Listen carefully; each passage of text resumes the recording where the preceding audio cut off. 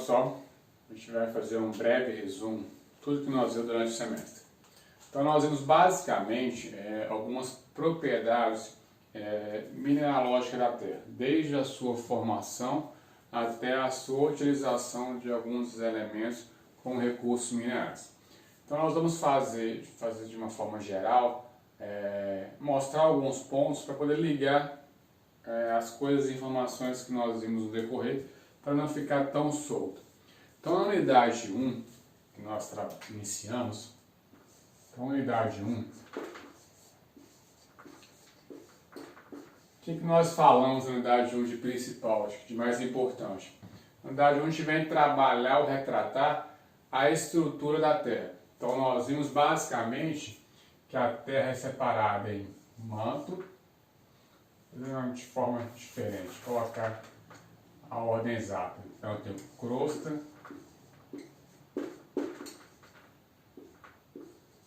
manto e núcleo.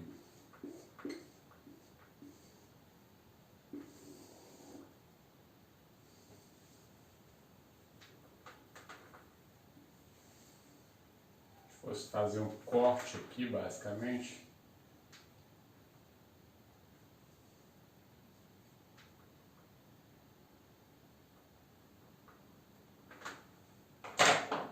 nós teríamos então a crosta,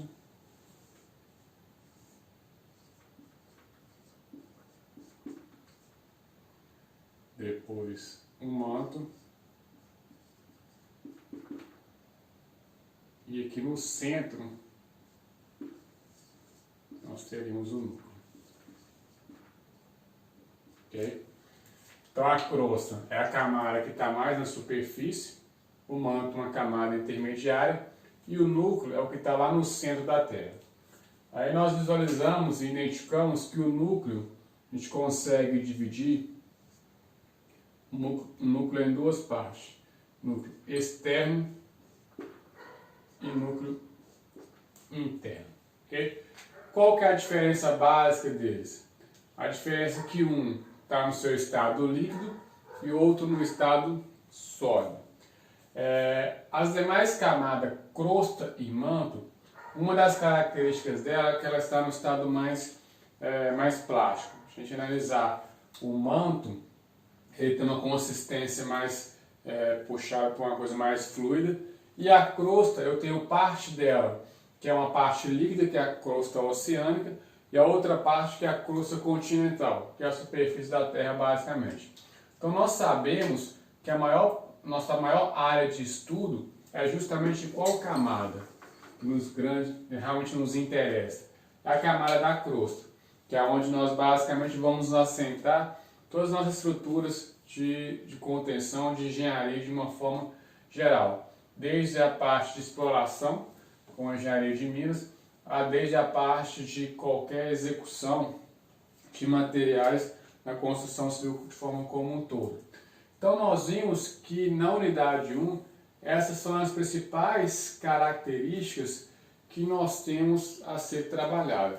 Baseado nisso, nós visualizamos, identificamos demos algumas outras continuidades para definir algumas propriedades que nos interessam.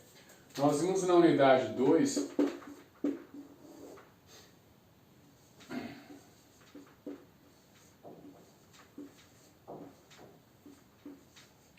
que veio trabalhando, retratando o conceito de mineral. Então nós vimos que o mineral nada mais é do que a junção de um ou dois elementos químicos.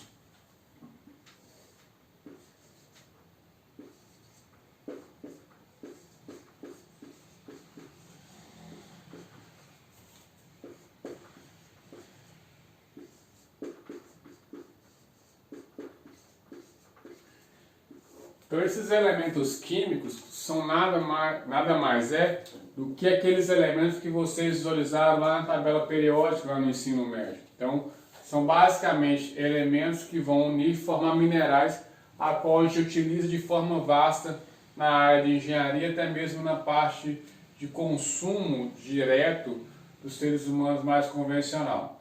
Então, quando eu trabalho com mineral, a gente tem vários elementos minerais que a gente pode citar, ou citou no decorrer do curso. Por exemplo, o sal de cozinha nada mais do que um mineral. É um material, então, que é a união de dois elementos químicos, o Na e o Cl. Então, são dois elementos químicos que, por atração, se juntam e formam, então, o sal de cozinha a qual nós estamos acostumados.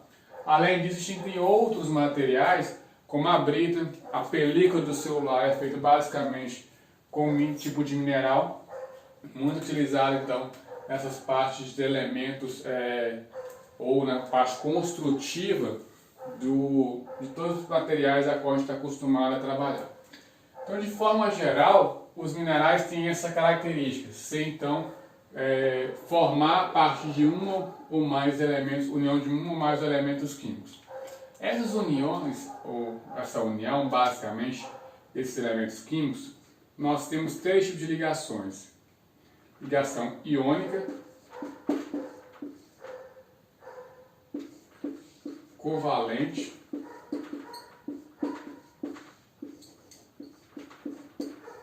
e metálica.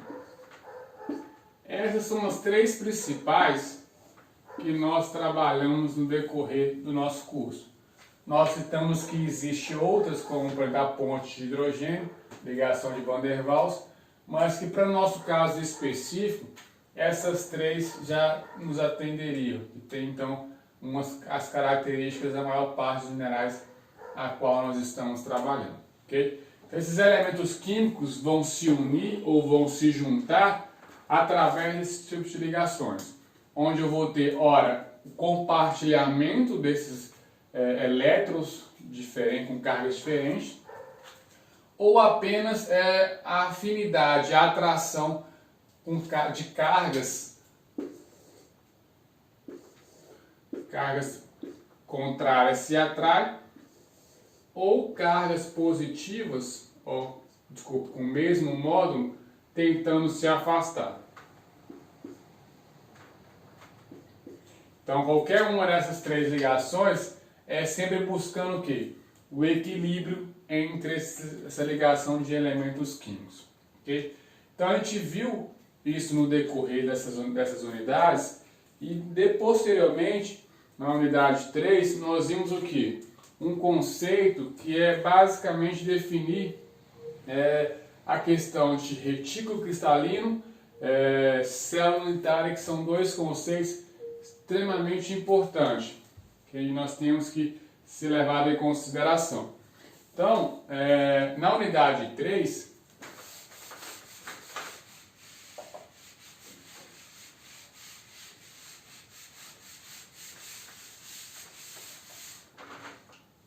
o que nós falamos na unidade 3? Falamos sobre retículo cristalino.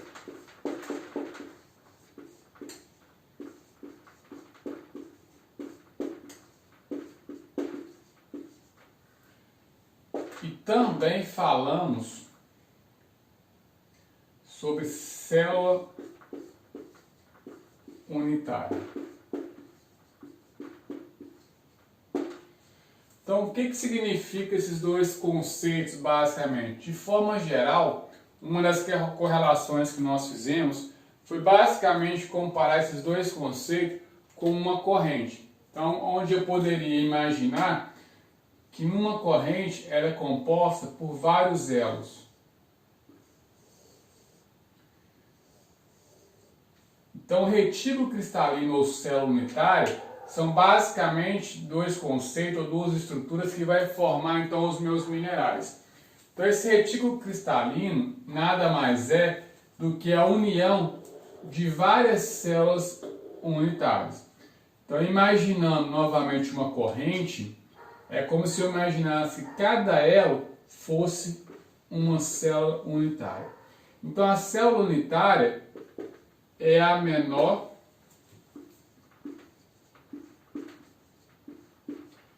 estrutura cristalográfica.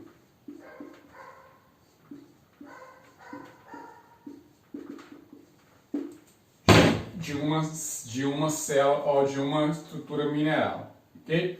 Então, cada elozinho vai ser uma célula unitária que, quando se junta, se une, forma então todo esse conjunto de células unitárias, vai formar então o meu retículo cristalino. Então, o meu retículo cristalino nada mais é que uma estrutura complexa, completa, cheia de células unitárias que vão então se agregando e formando então as estruturas mineralógicas a qual nós conhecemos.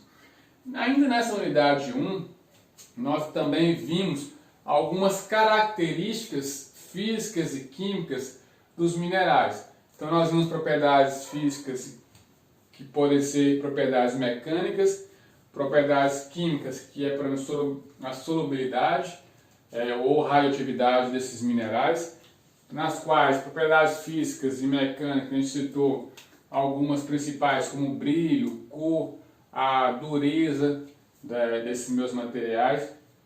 Então nós vimos que o brilho nada mais é do que a característica dos minerais de refletir a luz a qual ele é submetido.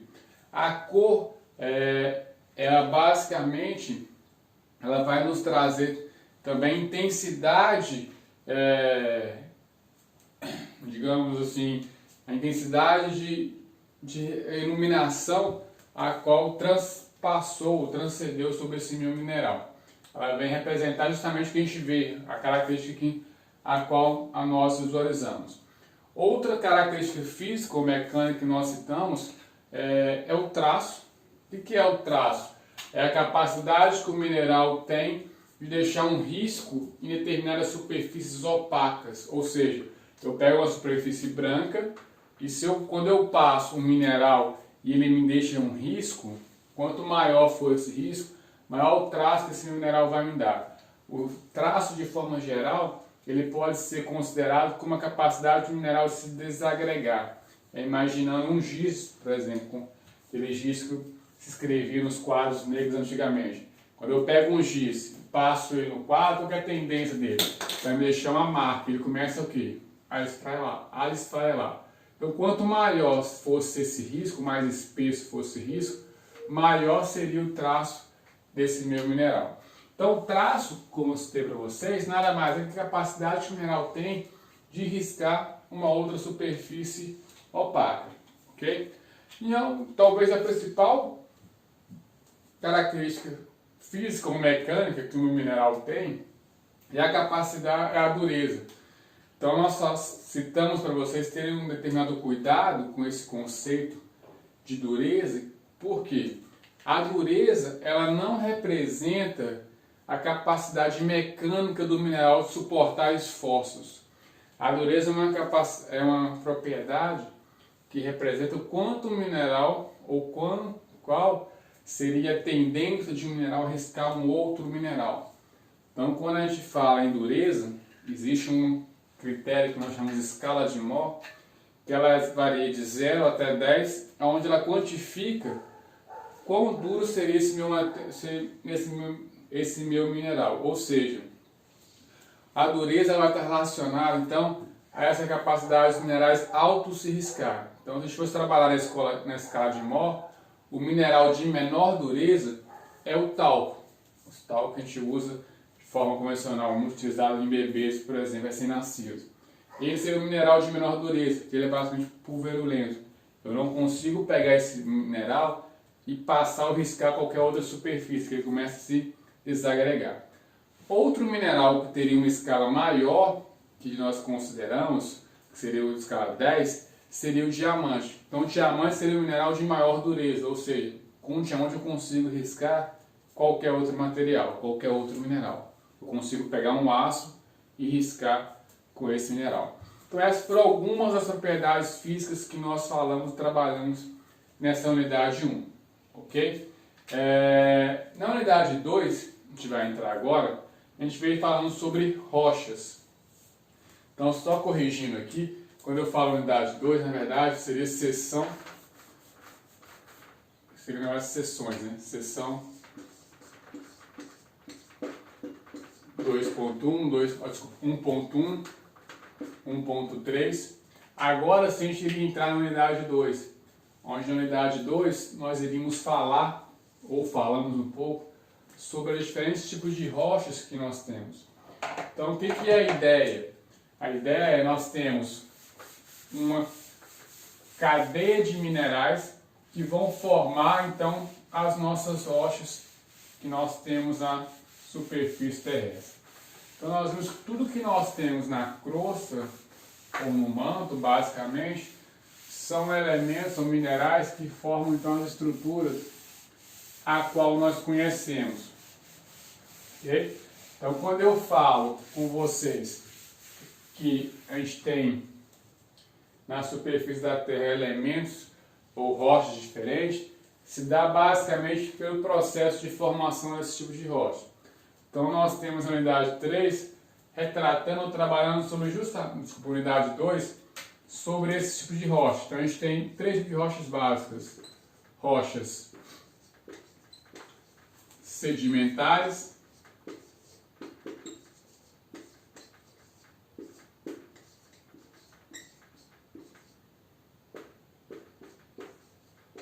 rochas metamórficas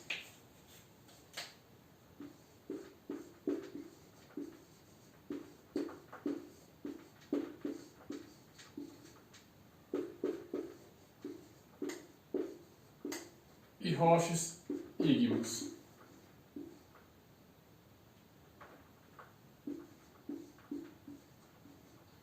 Conhecidas também como rochas magmáticas.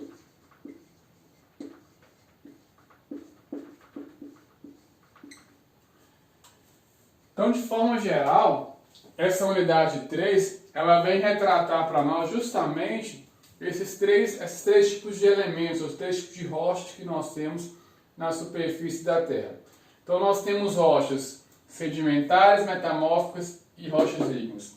Visualizamos no decorrer da aula que a maior parte do solo que está na superfície da Terra são constituídos de rochas sedimentares. Okay? Então as rochas sedimentares, nós vimos que são rochas o quê? Oriundas do processo de intemperismo.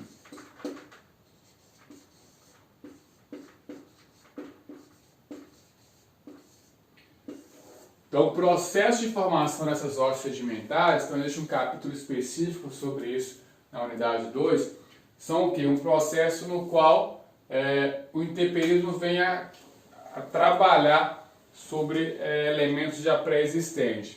Então, o intemperismo, o que é o conceito dele? É um processo de transformação física, química, e alguns autores consideram também a transformação biológica, que acontece nos elementos rochosos a qual a gente já existe. Então, de forma geral, a tendência é que rochas sedimentares sejam que rochas oriundas de outras rochas já pré-existentes. Então nós vimos que essas 3 rochas elas poderiam fazer basicamente uma coisa cíclica. Eu tenho ígneas,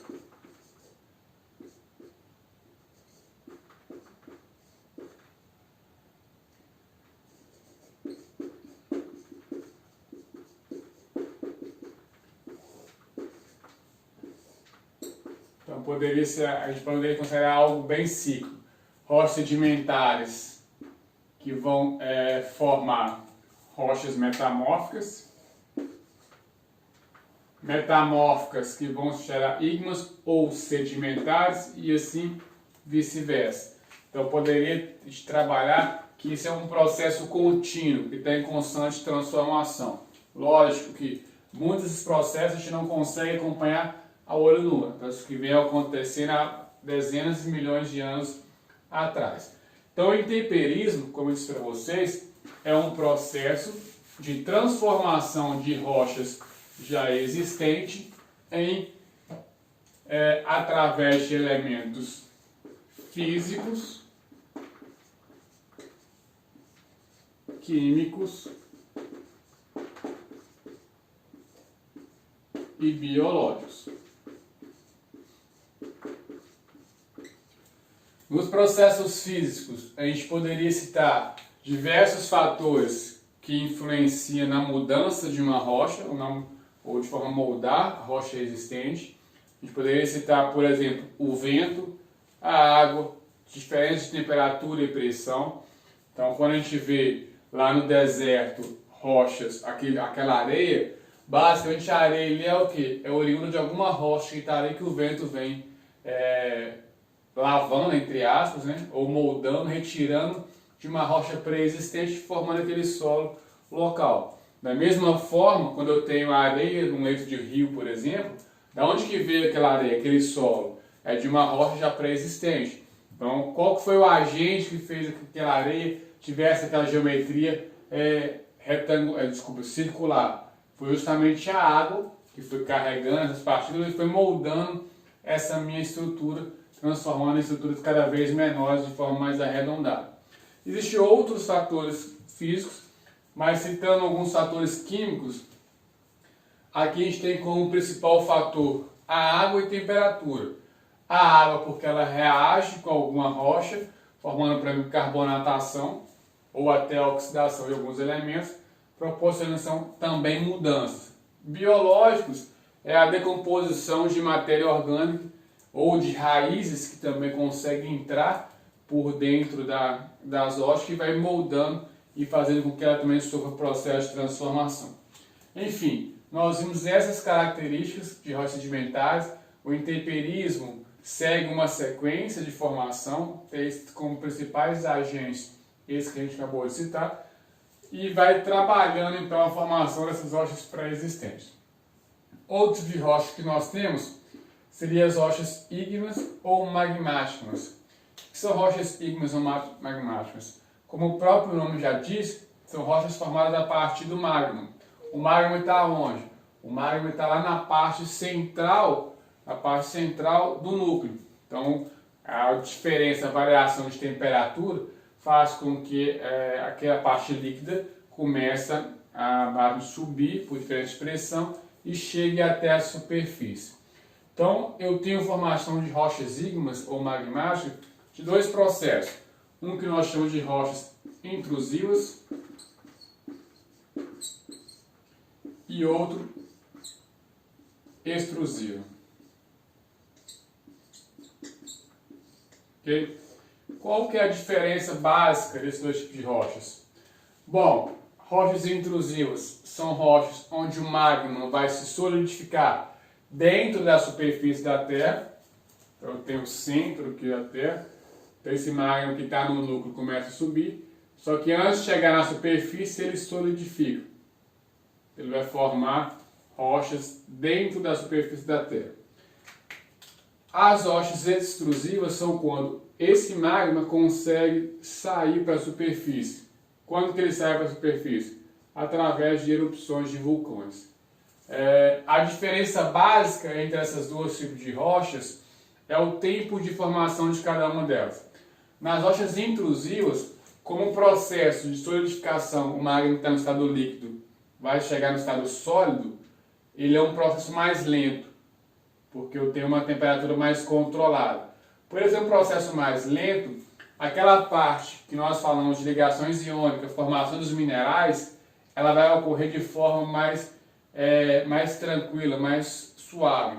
Ou seja, os minerais têm capacidade ou tempo de se formarem de forma adequada. Qual que é o grande X dessa questão? Eu consigo formar rochas com minerais com características mais vistosas. É aqui que nós temos então formação de muitas rochas ornamentais utilizadas na construção civil, por exemplo, mármore, granito, são todas rochas com essas características. São rochas o quê? Com características de ter um magma solidificado dentro do seu interior. Então, quando eu tenho uma exploração de uma rocha intrusiva, retirada de granito ou mármore, essa rocha geralmente está o quê? Coberta com uma determinada camada de solo. E aqui dentro que fica a minha rocha intrusiva, então. Seriam essas rochas ornamentais. Já as rochas extrusivas, como nós falamos, são rochas onde o magma solidifica fora da superfície da Terra. Então, por que isso acontece?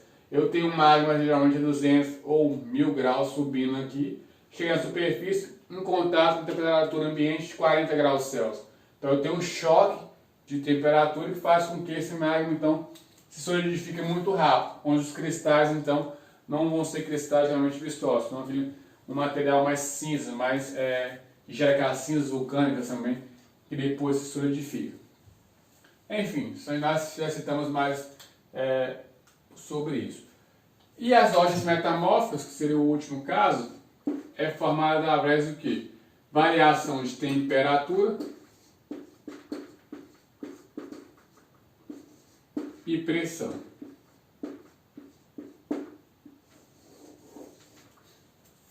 Okay? Então nós temos esses dois elementos sendo formados, esses dois fatores influenciando diretamente na formação dessas rochas metamórficas. As rochas metamórficas, elas são oriundas também basicamente de rochas sedimentares ou rochas ígneas, normalmente rochas já pré-existentes, que vão gerar essa rocha metamórfica. Então a gente viu essa unidade basicamente trabalhando esse conceito de forma mais intensa, de rochas sedimentares, as suas formações. O outro fator que nós vimos na unidade 1 e 2, que eu acabei não mencionando, foi a questão da teoria de movimentação das placas tectônicas. A gente sabe então que é uma teoria relativamente nova, que várias partes do globo terrestre estão sobre determinadas placas tectônicas. Então, por que existem tremores, terremotos, vulcões? É justamente porque eu tenho vários continentes em placas diferentes, numa placa única. Quando essas placas começam a se movimentar, há então tremores de terra em várias regiões do mundo. No Brasil a gente não sente muito, porque nós estamos no centro de uma placa tectônica, mas nós temos algumas regiões, alguns estados ou algumas cidades que se sentem essas pequenas vibrações. Então a teoria da placa tectônica, para a gente voltar aqui um pouquinho,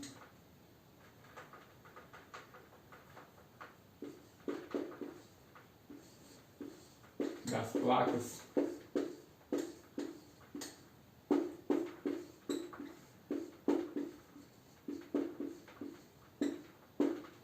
As placas tectônicas, elas falam que as placas vão se movimentar em 3 direções. Eu tenho o movimento convergente,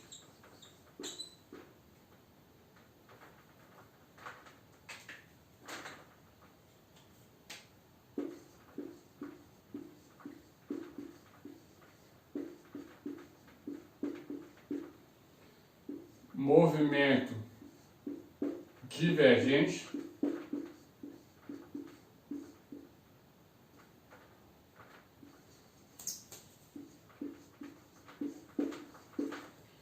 e movimento transformante.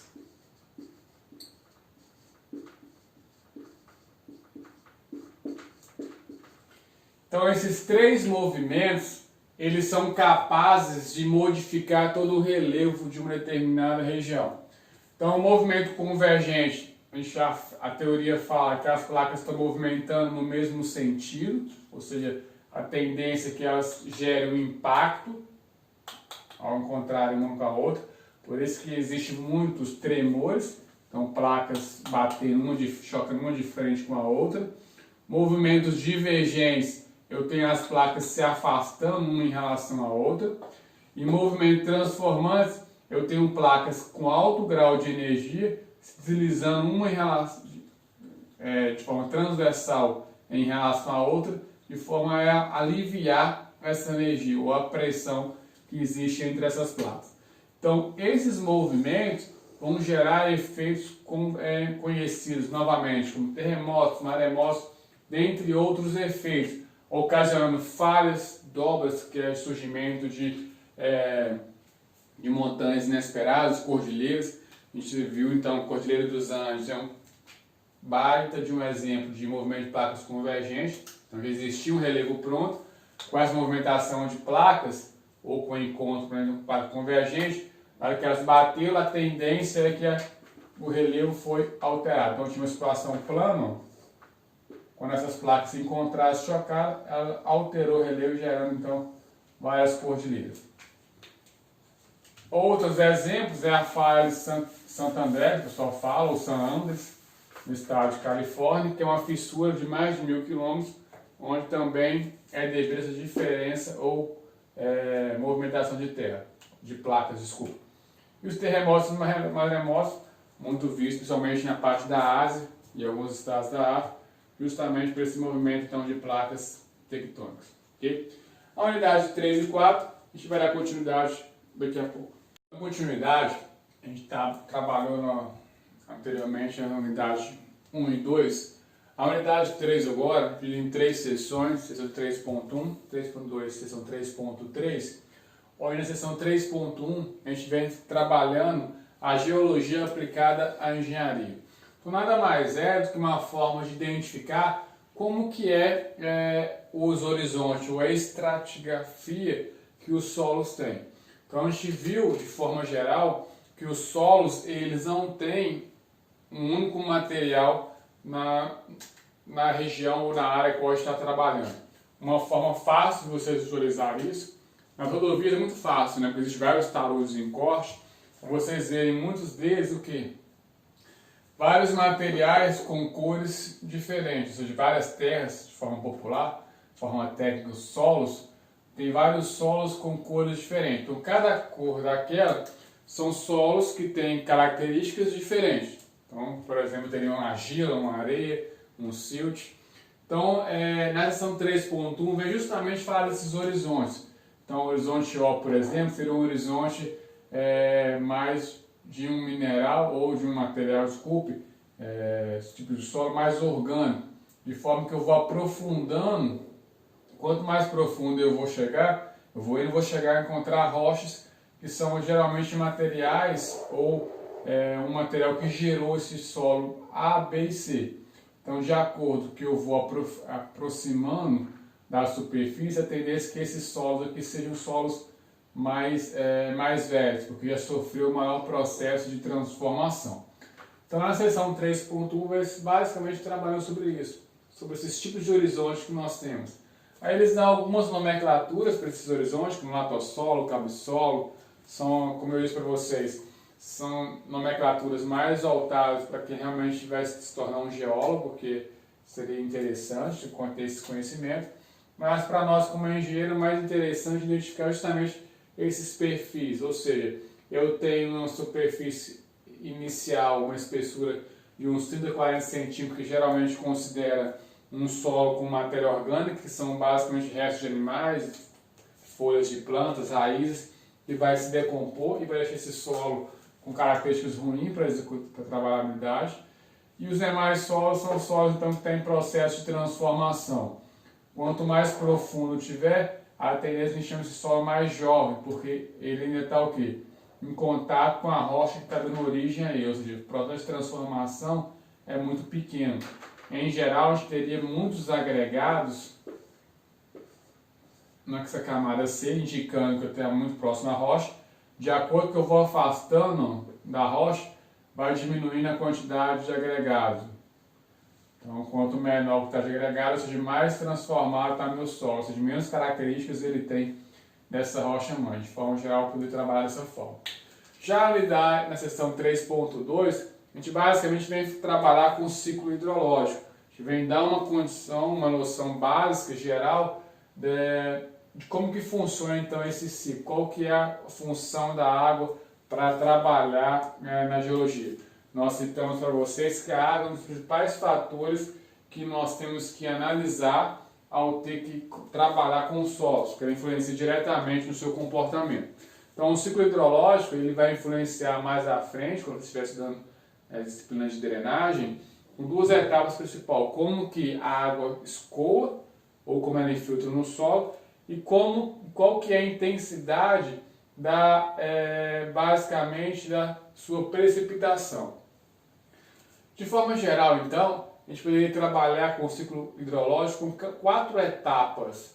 Eu teria uma etapa que é conhecida como evaporação ou evapotranspiração.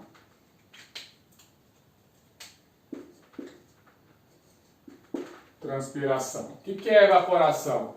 É a transformação da água que está nos oceanos, nos rios e lagos em vapor.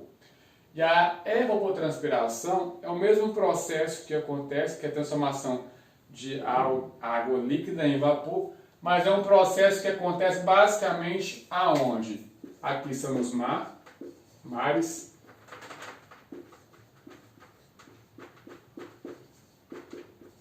rios, lagoas, enfim. E a evapotranspiração é um processo que acontece principalmente em plantas e animais, ok? Então a gente também consegue estar emitindo constantemente, transformando a água retida no corpo desses elementos em vapor. Esse vapor vai condensar, vai formar as nuvens. Posteriormente, eu tenho o que a gente chama de precipitação, que seria uma outra etapa. A precipitação pode ser através de chuva,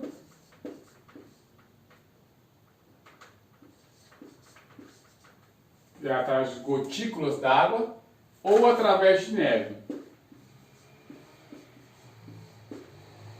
Em alguns casos aqui também granizo, tá? Então, basicamente, eu tenho esses processos de precipitação. E o último etapa do ciclo hidrológico é o processo que a gente chama de infiltração ou escoamento superficial. São duas etapas que acontecem aqui. A infiltração, a água entra no solo, e o escoamento superficial é a água escorrendo na superfície até chegar basicamente aos lagos, rios, lagoas e os mares novamente. A infiltração ela tem um papel importante porque ela é a água que entra no subsolo e vai recarregar o que nós definimos na seção 3.3, por exemplo, como aquífero, formação de nascente, o lençol freático. Então, todas as águas que estão na superfície da Terra. E o escoamento é importante porque ele vai nos dar diretrizes futuras para definir, por exemplo, dimensionar estruturas de drenagem, como bueiros, canaletas, tudo que vai carregar essa água. Quanto maior for esse escoamento, maior vai ter que ser as nossas superfícies, dispositivos a serem dimensionados.